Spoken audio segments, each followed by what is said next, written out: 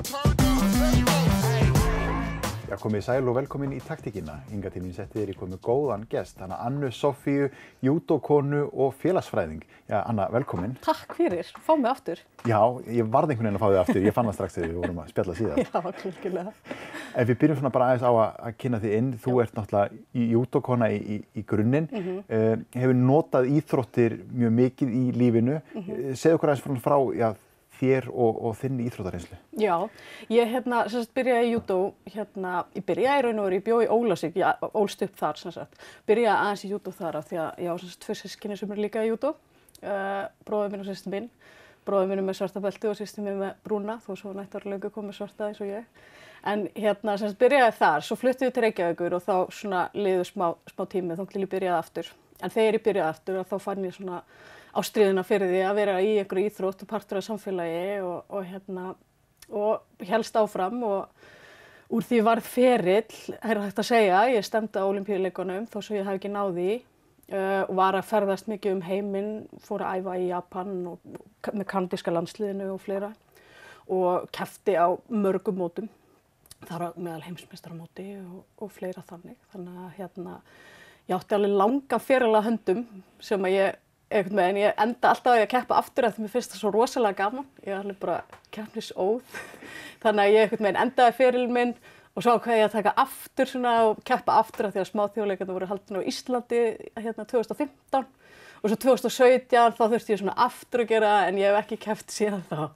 En þá líka endaði ég ferilinn að ég verða tvöfaldur Íslandsmeistari og tvöfaldur Norðurlandameistari og smáþjóðleikameistari. Þannig að það var fínn endir og mér fannst ég aldrei enda ferilinn minn á kannski jákvæðum nótum. Mér langaði smá að gera það fyrir sjálfa mig að endan, jákvætt. Íþróttir hjálpa manni ótrúlega mikið. Það geta líka ekki hjálpa manni. Það geta alveg komið upp slæmum ávinnum og allt slíkt, bara eins og fylgir öllu. En það hefur hjálpað mér gríðarlega mikið að vera íþróttamanneska. Það segir manni mikið þegar þú leitar aftur og aftur í sportið og þessi ferill sem þú átt, hann er mjög glæsilegur en að sama skapi fylgja honum ekki einhverjir peningar eða frægð, þannig að það er eitthvað allt annað sem þú ert að segja í íþróttina þína. Það er allt annað. Ég veit ekki hvernig ég á að lýsa það, því að ég er alveg bara, mér finnst svo gaman að keppa. Og ég verð alltaf stressuð þegar ég keppi og ég hef alltaf sagt að ef ég hætti að vera stressuð þá er ég ekki að gera þetta að mér finnst þetta gaman, ef ég hætti að vera stressuð, þá ætti ég ekki að gera þetta. Þannig að ég verð alltaf stressuð og saman hvort ég að keppa á Íslandi eða úti, það skiptir ekki máli. Ég fæ alltaf firring í magann og það var, ég man alltaf, mómentin mín sem mér finnst skemmtilegast, það er því ég labba inn í keppnishöllina morguninn og það var alltaf mitt móment, labba inn á völlinn, fá tilfinninguna og þá finn ég bara, er ég í stuði, er ég ekki í stuði.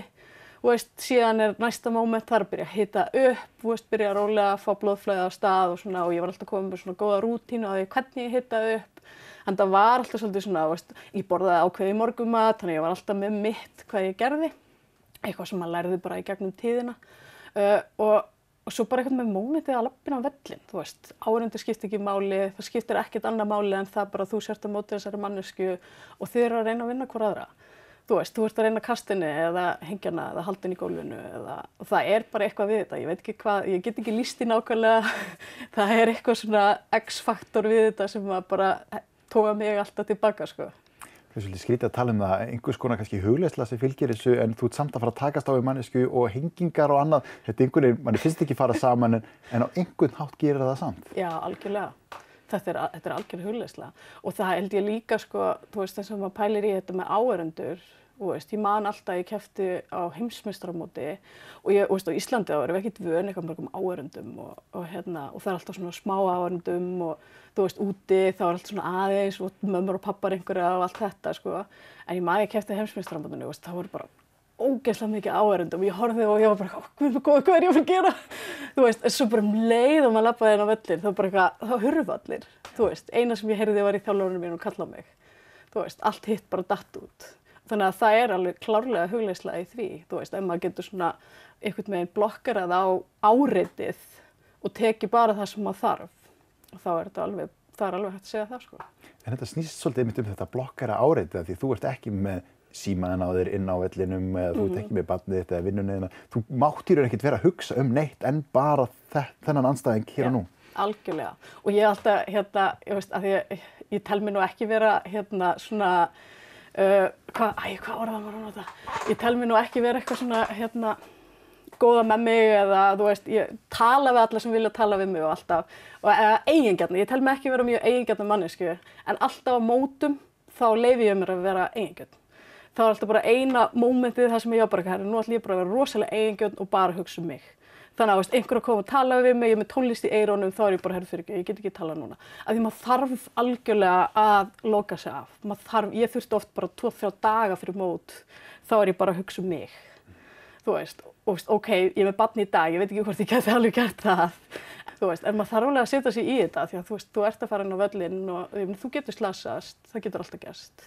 Það fylgir íþróttum. Þú getur tapað, þú veist, og í júdó sérstaklega, þá getur þú tapað mjög snögglega ef þú gleymir þér í 1 sekúndu.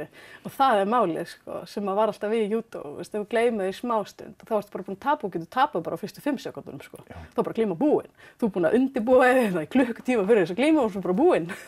Þannig að það er alveg gífurlegt álag sem maður finnur á sér, sko. Eitt af því sem að kannski íþróttirnar hafa kennt manni, þú veist, er þetta, þú veist, bara náttúrulega ægin við að æfa og keppa og setja sig svona í fyrsta sæti, þú veist, og viljan á árangri, þú veist, og vera að klífa eitthvað stiga.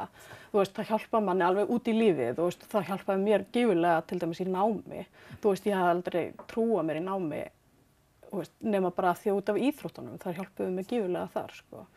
Ekki það að ég hef örugglega getið verið jafn klár í námi þó sem ég hef ekki verið í íþróttum, en bara það að fá þessa tilfinningu bara, já, ok, ég er þessi manneskja, ég hef þetta í mér að gera þetta, ég hef þetta í mér að mæta á æfingu 2 á dag, ég hef það í mér að labba inn á völlinn og mæta einhverjum og kannski skíttapa en labba út á að halda áfram. Þú veist, og það er það sem er svo mikilvægt, það sem við megum ekki gleyma með íþróttirnar, að þú veist, það er langt mikilvægara að læra að tapa. Þú veist, það tapa, þú gefur þér alveg ótrúlega mikið, þú veist, það er þetta, þú veist, þú tapar og þú heldur áfram. Þú veist, það kannski líka svolítið svona hjálpa manni alltaf. Þú veist, ef maður lærir þetta, það er ekkert allir sem að læra þetta. Ég er ekkert að segja að þetta verið frábæra að tapa, sko. Ég tók því stundum mjög illa. Það verður að vera keppniskap í þessu auðvitað líka og einhver balans þarna, en að sjálfsögðu, ég meina, ef við lærum ekki að tapa, ja, þá töpum við og vinnum ekkert úr því og gerum ekkert með það og þá höldum við náttúrulega bara áfram að tapa. Já, nákvæmlega. En sko, eins og fyrir þig að finna andstæðinga, þannig að þú að keppa mótum úti, það er að keppa móti mjög sterkum andstæðingum. Hérna heima erum við náttúrulega bara fá og í minni greinum eru fáir. Það hlýtur að vera erfitt fyrir það að finna andstæðinga við hæfi.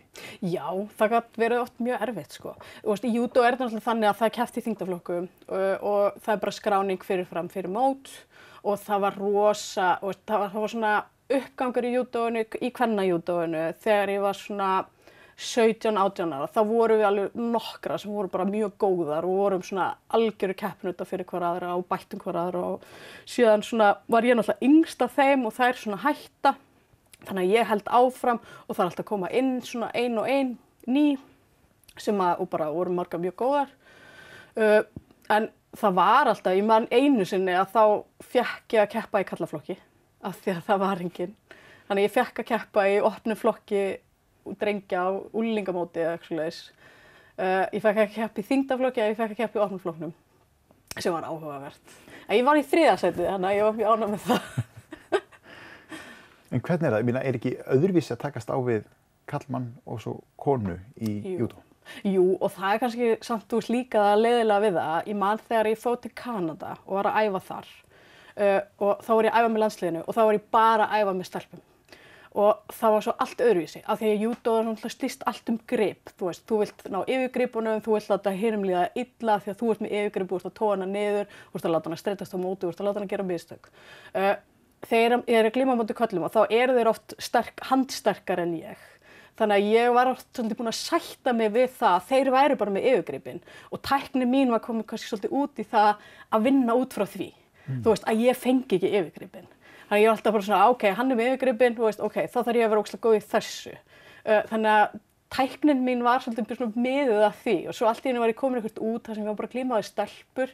Allt í einu var ég bara eitthvað, ég man alltaf eftir það var ein stelpa sem var að æfa með mér, ótrúlega skemmtileg stelpa, sem að fór á Ólympíuleikana og hún var á einni æfingunni, þá var hún svo pirruð út í mig af því hún vissi alveg að ég gæti barist við hana tökin, hún vissi ég væri róg sterk. Hún var bara eitthvað, nennur að hætta að leyfa mig að með yfirgripinn. Þá var ég bara svo föst í þessu. Svo allt í einu fór ég að berjast á móti því og hún var bara, sérðu, þú getur þetta alveg. Og ég var alveg, já, ok. En það kannski líka hættulega þegar maður býr á svona litlu landi og það er svo fáir að æfa að tæknimanns, hún verður svolítið eftir því, þannig að maður glímaði stelpur að þá allt í einu glímir maður eins og maður sé að glímaði stráka, sko. En verður það kannski, þegar uppi staðið, það gerir þig að annarri júdókonu en hinnar, þannig að þú hefur einhvern veginn aðra styrkleika, þú hefur verið að vinna með allt öðruvísi aðstæður.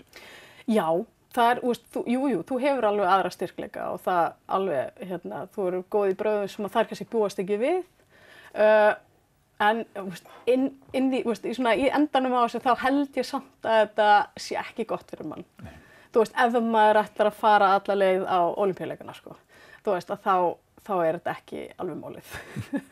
En einhverju aðrir þættir líka, ég var að tala um Gunnar júdóþjálfari hjá KA og hann vildi meina það að andlega væru konur og stelpur á allt öðrum stað heldur en strákar og kallar og þeir ættu oft erfiðara með að taka töpunum og sætta sig við töp og sýna kannski þessa auðmýkt sem þar stundum. Já, það er bara, ég held að það sé bara mjög góða punktur í honum, sko. Ég held að þetta sé ótrúlega svona, ég veit ekki alveg hvernig ég var það. Og svo held ég að á móti kemur að við erum kannski betri að tapa en við erum erfiðara með að því okkur er bara ekki kennt það, þú veist, í bara uppvextinum að vera með þetta keppnisskap og vilja vinna og vera betri en einhver annar. Við eigum alltaf svolítið að vera bara svona fylgja straumnum, sko. Þú veist, ég þakka pabba mínum á hverjum degi fyrir að hafa alveg upp í mér að vera með þetta keppnisskap, sko. Af því að hann var bara, kom alltaf frá, veist, ég mátti bara lenda í slagsmálum og veist, hann var bara að spyrja hvort ég hafði ekki örugglega lamið hinn. Ég lenti í slagsmálum við einhverja stráka, þá bara, já, og hvernig endaði þetta? Lamdur hann ekki? Þú veist, og ég var alltaf bara, ég er ekki alveg sem að heyra að segja þetta pabbi, en ok. Fyrirgefðu pabbi, ég ætla ekki að segja þessu sögu. En ég held að hann ólaði svolítið upp í mér að ég mætti alveg svolítið svona taka pláss. Þú veist, og ég held að það vanti oft hjá stelpum að þær fái þetta bara svona herði að þú mátt vera með keppnisskap. Þú veist, þú mátt bara að láta fólk heyra það ef að, það er að gera eitthvað sem þú vilt ekki að gera, skiljurðu. Þú veist, og þannig að ég held að það sé alveg satt hjá Gunnar, sko, þetta með að við erum þá kannski betri að tapa því við kunnum að taka því betur en aftur á móti þá erum við ekki jafn góðar í því að sýna keppnisskapið okkar. Það er helst svolítið í hendur. Já, en aftur einmitt að þessari smæði líka bara fyrir aðra iðkendur. Þetta getur verið á svona úlingsárum viðkvæmur aldur ef þú þarft mikið að fara að glíma eins og við stráka og þú ert ekki með þá marga í þínum aldursflokki eða sama kyni til þess að takast á við. Og þetta hlýtur að vera til þess að þú fer að íhuga á ég að halda áfram í þessu sporti. Já, það er nefnilega held ég, sko, það var eitthvað sem að ég einhvern veginn upplifði þetta aldrei sjálf. Ég bara einhvern veginn elskaði íþróttina svo mikið, ég pældi ekkert í þessu, ég var á svo vön að glíma við stráka. Ég pældi bara ekkert í neinu þegar kemur að þessu. En þetta getur verið ótrúlega erfitt og ég tekið svo mikið eftir þessu sem þjálfari. Að þarna byrja erfiðleikar. Þú veist, þarna byrja stelpur að hætta, þú veist, það er kannski dýrka íþróttina, en það er eiga bara svo erfitt með þetta, þurfa alltaf að vera að glíma við strákana, þú veist, og í júdó er bara þannig íþrótt að það getur verið óþægilegt að glíma við eitthvað sem er miklu sterkar en þú, og þér kannski líður illa allan daginn, þú veist, allan tíman. Þú veist, ég hef alveg séð glímur, kannski léttar stelpur að glíma við þyngri stráka, það getur bara mjög hættulegar aðstæður, sérstaklega ef að einstaklingurinn er ekki að passa sig. Og þarna lendum við alltaf í erfiðleikum með júdóið. Þess vegna hef ég alltaf svolítið svona, ég hef alltaf sótt eftir því hjá þeim félögum sem ég hef verið að þjálfa hjá að hafa kvennatíma eða hafa stelputíma. Og ég held að skipta sérstaklega máli þegar þú ert komin svona upp að úlingsaldrinum, þá fer þetta virkilega að skipta máli. Fram að því skiptir að þannig sé ekki rosalega miklu máli að því að stelpur og strákar eru bara alveg, þau eru bara eins. Þú veist, en eftir það þá fer þetta að skipta máli. Bæði bara að vera feiminn og líða illa í þessum aðstæðum af því þetta eru náttúrulega svolítið skrýtnar aðstæður. Þetta er ekkert eðlilegar aðstæður. Þú veist, svona þannig sé að vera að glíma við eitthvað, kannski í gólfinu eða standandi eða eitthvað svoleiðis, sko. Þannig að það eru mjög sérstakar aðstæður sem þú ert í og þá getur oft verið auðveldara að vera með bara stelpum, fyrir stelpur, sko. Þannig að þetta er svona, já, en þetta er alltaf svolítið tricky, sko. þú veist, hvað þú átt að gera. Af því að, þú veist, svo aftur á móti, ef þú ert að þjálfa keppnismannesku og hún er ekki að fá nógu mikið út úr kvennaæfingunum, þá þarf hún að æfa með strákunum. Þannig að þú vilt venja hana á það, þannig að hún fari ekki allt í einu bara, þú veist, orðin þetta kömul, allt í einu að æfa með strákunum. Þá er það náttúrulega rosalega erfitt. Það er bara svo marga breytur í þessu. Já. Ég geti talað það endalaust. Og talandi það með tíminn fljótt að líða, þannig að við skuldum smá auglýsingar, kíkjum yfir í stutt hlé og höldum síðan áfram eftir það.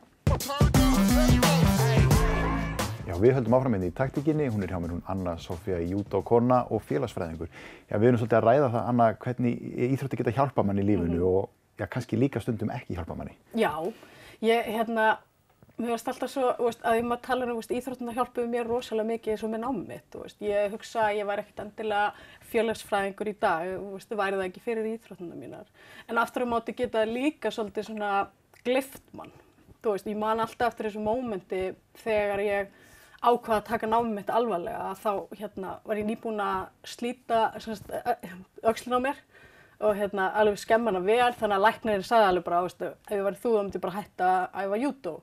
Og ég var, þetta var 2010, 10 ár síðan, ég var 25 ára og upplifði að ég ætti fullt eftir, en þá var mitt identity, mitt svona einkenni var svo mikið íþróttin. Ég upplifði að ég væri, hún var búin að gleypa mig það mikið að ég upplifði bara eins og ég gæti ekki gert neitt annað. Þannig að það kemur þetta bara eitthvað, já, ég myndi bara hætta.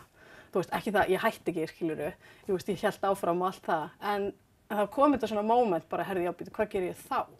Og vera 25 ára og kannski bara ekki með neina aðra hugmynd en það að þú viljir æfa, að endanum það enda ferillinn þinn og þarft að finna þér eitthvað annað. Þannig að það gaf mér, ég hugsaði að það hefði gefið mér rosalega mikið því að þá fór ég virkilega að hugsa námið mitt, hvað vil ég gera við þetta nám? Af hverju er ég í því? Og svo náttúrulega bara, þegar ég búið með masterinn, þá byrja ég að vinna á rannsóknarmiðstöðinni í háskólanum. Þá er maður komið með starf og maður komið með framtíð og maður komið með svona hugmynd af því hvað maður ætlar að gera. En ég tel alveg að ég hafði smá þurft þessi meiðsli og smáinnar svona harða veruleika frá þessum lækni. Ég er ekki að segja að það hefði verið rétt hjá honum að segja þetta. Ég gat alveg svo haldið áfram og ég er alveg fín í dag. En ég smá þurfti þetta svona, bara já, herrbýtu, ok, hvað er ég stödd? Hvað vil ég gera næst? Ég ætla ekki að enda 30 og eitthvað og bara ekki með neitt í höndunum annað en eitthvað júdóferil, Þetta er mynd vandinn að því að sem afrekskona eða maður, þá er maður borðar sefur og lifir íþróttina sína. Yep. Þannig að þegar hún er tekin í burtu, það er ansi stórt skarð. Það er mjög stórt skarð og það er svo, mér finnst alltaf svolítið svona, maður verður að hugsa út í þetta, við búum líka á Íslandi og ég hef alltaf hugsað út í það sem þjálfari, ef þú ert að æfa hjá mér og þú ert tilbúin til að leggja á þig að ná langt, þá er ég tilbúin til að hjálpa þér. En ég ætla ekki að vera manneskjan sem er bara, þú verður að gera þetta og þetta og þetta og ýta á þig áfram endalaust, af því að ég vill ekki vera manneskjan sem hefur áhrif á það að þú svo endar, 35 ára og bara með eitthvað júdóferil á bakinu og ekkert framöndan. Það er líka, við finnst við svolítið gleyma þessu, að hugsa þetta. Við búum á Íslandi, við búum ekki í Bandaríkjunum, við erum ekki þar sem að 0,1% nær einhverjum frama í íþróttum, meðan eftir hinir sitja sem að ná engu, en þú vilt vera partur af þessu 0,1% af því þú vilt, Þetta er alltaf svolítið svona, skilur þú hvert ég er að fara með þessu? Já, ástríðan, áhugahvötin, hún er að koma frá okkur sjálfum og þetta er kannski gott að hafa í huga fyrir þá sem eru endalaust að skuttla á æfingar, börnum og unglingum íþróttir sem þau hafa ekki áhuga á. Já, algjörlega, af því að, það er bara, það verður að koma frá þér. Til þess að þú njóti þess, til þess að hafa gaman að því og til þess að það kenni þér eitthvað. En ef þú segir okkur meira frá þessu starfiðinu upp í háskóla, félagsfræðingun, þú nærð að tvinna íþróttina dálítið inn í þína vinnu þar? Já, ég hef alltaf, að því að það vinna í háskólaumhverfi getur alveg verið stressandi, það er oft svona, deadlines og svo ég noti mjög góða íslensku, og það að hafa komið úr íþróttunum hjálpar ótrúlega mikið af því að ég vinn rosalega vel undir pressu og ég hef alltaf gert og það tel ég bara að vera íþróttunum að þakka. Þannig að ég er rosalega góð þar vinn ég rosalega vel. Þá kannski á maður til að setja of mikið á sig þannig ég ákvað að fara líka í doktorsnám svona með, vinnu og svo var ég náttúrulega að þjálfa líka en ég er nú búin að draga það aðeins í land eftir ég átti barnið mitt. En þetta doktorsverkefni, það heldur betur áhugavert og það þetta að skoða einmitt konur í íþróttum. Já, hugmyndin af verkefninu kemur svolítið út frá MeToo og ég held að ég geti sagt fyrir alla að þegar að MeToo sögur íþróttakvenna komu út að þá voru margir í sjokki af því að þessar sögur lýstu bara grófu ofbeldi, áreitni og bara mjög miklu kynjaójafnrétti sem í gangi í íþróttum á Íslandi í dag. Og mér langaði svolítið að grafa dýpra ofan í og skoða hvað í gangi. Þannig að ég fór af stað með doktorsrannsóknina mína. Hún snýr í raun og veru bara, mitt markmið með þessari rannsókn að fá bara mjög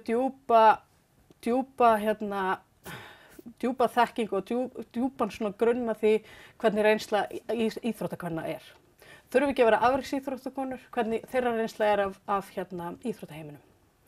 Og ég búin að taka 14 viðtöl við íþróttakonur, margar hverjar, eiginlega flestar afreksíþróttakonur og ætla að halda áfram, mér langar að ná 25 viðtölum.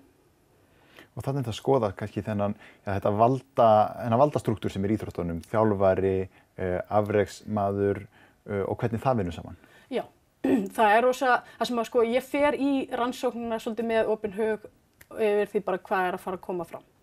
Og það sem að mér finnst vera svolítið rauðþráður í þeim viðtölum sem ég hef tekið, nú ég ekki komin langt, þannig að ég vil ekki fara að alhafa, þetta mikla valda ójafnvægi á milli þjálfara og íþróttakonu eða jafnvel á milli stjórnar og íþróttakonu. Að það verður svo gríðarlegt valda ójafnvægi þarna á milli. Sem að oft skapar kannski, þessar íþróttakonur hafa margar hverjar lent í kynferðislegu ofbeldi, kynferðislegri áreitni, líkamlegu ofbeldi og andlegu ofbeldi á ferlinum sínum. Og ég held að þetta valda ójafnvægi geti skapað smá svona grunninn að því að þetta ofbeldi þrífst og svolítið fær samþykki innan íþróttina. Af því að íþróttir ég ætla ekki að segja að íþróttir séu ofbeldi, en íþróttir geta það getur verið svona ákveðið samþykki fyrir ákveðinu ofbeldi innan íþrótta. Það til dæmis það að pína þig að keppa, þegar þú ert meiddur eða pína þig að æfa þegar þú ert meiddur. Það líkamlegt ofbeldi og þetta eitthvað sem þær hafa lent í, mjög margar. Margar af þeim lentu í bara mómenti þar sem að þær voru að vonast til þess að þær myndu slasast, bara þess að losna undan pressunni. Eða þá jafnvel að þær verið fegnar þegar að það kom loksins fram að þær væru slasaðar. Það var bara, já, ég ekki aumingi, það eitthvað að mér, einn sem var sleitt til dæmis krossband og bara svona, yes, ok, ég ekki aumingi, ég bara búin að vera að drepast í 3 vikur og enginn búin að hjálpa mér í að vita að það eitthvað að mér. Þetta bara svona, nei, það ekki það, halda áfram. Það svona, já, það getur skapast þetta umhverfi. Alltaf sem afrekskona ertu svolítið undir þínu þjálfara komin að ná árangri, þú þarft einhvern veginn í sér traust á minn þjálfara til þess að hann leiðbeini mér á rétta staði, en kannski einhver leyti þá aðstæðurnar líka að skapa þetta, þeir ekki bara einstaklingarnir eða hvað? Ég held nefnilega að við megum ekki hugsa þannig að þetta séu einstaklingarnir. Ef við hugsum þannig að þá bara rosalega mikið að slæmu fólki í heiminum. Ef maður pælir í því. Ég held að, auðvitað eru slæmir einstaklingar og það verður alltaf þannig á einhverju leyti. En við verðum að skapa strúktúr þar sem að þessir einstaklingar komast ekki inn í þessu völd og komast ekki upp með þetta.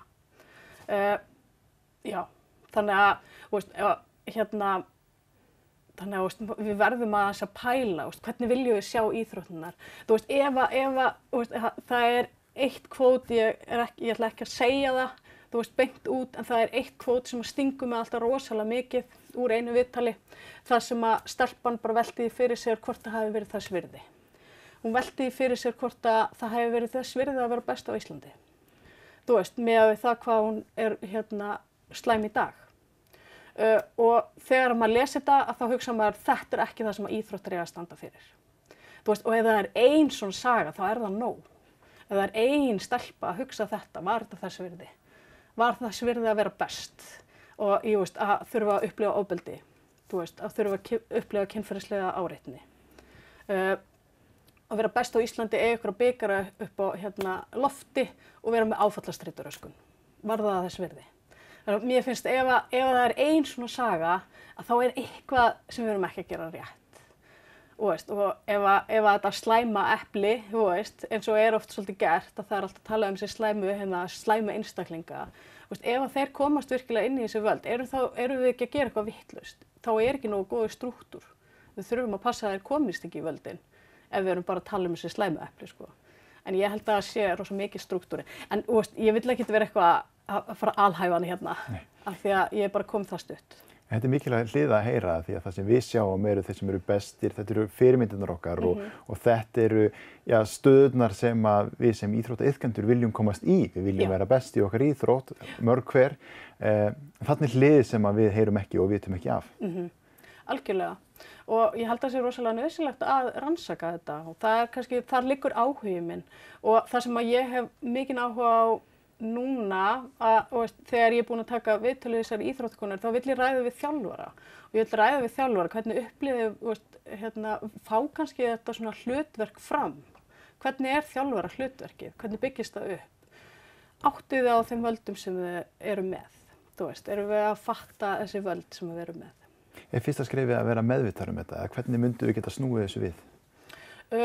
Ég held að fyrsta skrefið sé alltaf að vera meðvitaður völdin sem við höfum. Og eins og núna þá ég kannski smá að tala líka út frá því að vera þjálfari sjálfur. Og ég man alveg eftir augnabliki þar sem ég var að þjálfa og ég fattaði bara, ef að ég segi þessari stelpu að setjast, þá hún eftir að setjast. Vil ég vera með þessi völdi við mannesku? Ég man bara því ég áttaði mig á þessu. Mér fannst það mjög óþægilegt að vera með þessi gífurlegu völdi við eitthvað mannesku. Gast þetta í spór hennar líka sem iðkanda? Já, sem íþróttamaður. Og ég held að þar liggur rosalega oft, þar liggur oft vandamál liggja oft í því að við áttum okkur ekki á þeim völdum sem við höfum. Ég ekki að segja að það afsaki neitt eða dragi úr einhverju eða eitthvað þannig, en ég held bara því miður að þá sé það rosalega oft þannig.